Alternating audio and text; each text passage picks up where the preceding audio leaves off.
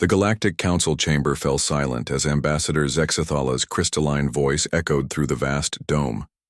Representatives from 47 species sat in their designated atmospheric pods, their various forms of communication, bioluminescent, patterns, pheromone clouds, harmonic frequencies, all stilled by the gravity of the situation.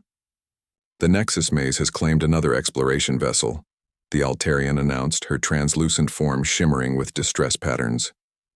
The Wisdom's Edge, crewed by our finest cerebral-class navigators, has been lost for 6 standard rotations. That makes 17 ships, 433 souls across 12 different species. In the observation gallery reserved for developing civilizations, 12-year-old Marcus Chen sat quietly beside his father, Earth's newly appointed cultural liaison. The boy's dark eyes tracked the holographic display showing the infamous Nexus Maze, a massive, seemingly artificial structure discovered at the galaxy's edge. Its twisted corridors and impossible geometry had confounded the greatest minds of known space. The pattern remains consistent, continued Velnari, the insectoid representative from Hive Prime. Their compound eyes flickered with analytical light bursts. Our scouts enter the peripheral chambers. Navigation fails, communications cease. Recovery missions find only empty vessels, crews vanished without trace.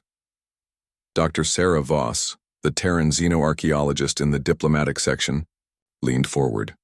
Have any species attempted a collaborative approach?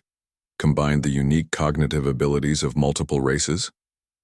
A sound like grinding stone emanated from the Lithoan delegate's mineral form. Attempted, failed. Kromnari temporal perception, Etherian phase shifting, Nexari hive mind consciousness, all tested in combination. The maze adapts, learns, counters each approach.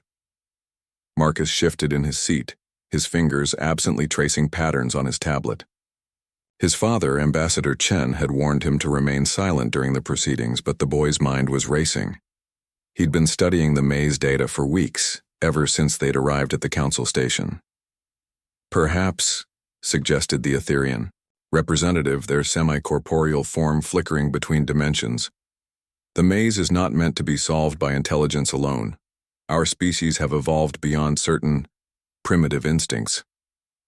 The comment sparked heated discussion, harmonic protest from the songweavers, aggressive pheromone burst from the predator clans, indignant bioluminescence from the deep swimmers. Marcus watched them all, noting how each species seemed locked into their evolutionary specializations. Silence, Zexthala's form blazed with authority patterns. We must face reality. 17 vessels lost.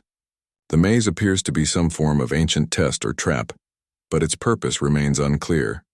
Our greatest scholars have attempted every logical approach. What if logic isn't the answer? The words escaped Marcus before he could stop them. The entire chamber turned toward the observation gallery. 47 different forms of attention suddenly focused on a small human boy. Ambassador Chen's face went pale. Marcus, what did I tell you about? Let the young one speak, interrupted Elder Korthmak, the ancient Draknari whose species had been exploring space when most others were still planet-bound. Children sometimes see what adults cannot. Marcus stood slowly, his heart pounding. Every xenobiology lesson, every nature documentary, every camping trip with his grandfather suddenly crystallized in his mind. You're all evolved specialists, he said, his voice growing stronger. The Kromnari see time differently because they're prey animals. They evolved to spot danger before it happens. The Etherians phase shift because they're energy beings who never had to deal with solid obstacles. The Nexari have hive minds because they're colonial organisms. The chamber remained silent, various beings processing his words through their translation matrices. But humans. Marcus pulled up the maze schematics on his tablet, his fingers dancing across the surface. We're different. We evolved as persistence, hunters on a world full of other predators. We had to think like prey to catch prey, think like predators to avoid becoming prey. We had to adapt constantly. He highlighted sections of the maze structure. Look at the pattern. It's not one puzzle, it's dozens of different puzzles designed by dozens of different minds. That's why single-species approaches fail. The maze reads your cognitive signature and presents challenges specifically designed to counter your evolutionary advantages. The cerebral class beings pulsed with interest. Continue, small predator.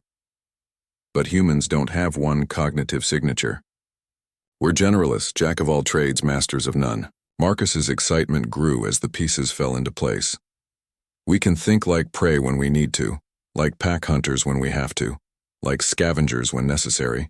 We switch between different mental models based on the situation. He gestured at the hologram.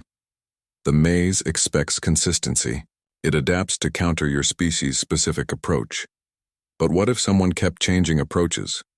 Switching between different hunting strategies, different survival patterns. The chamber erupted in various forms of discussion, clicking, humming, flashing, and buzzing as the implications sank in.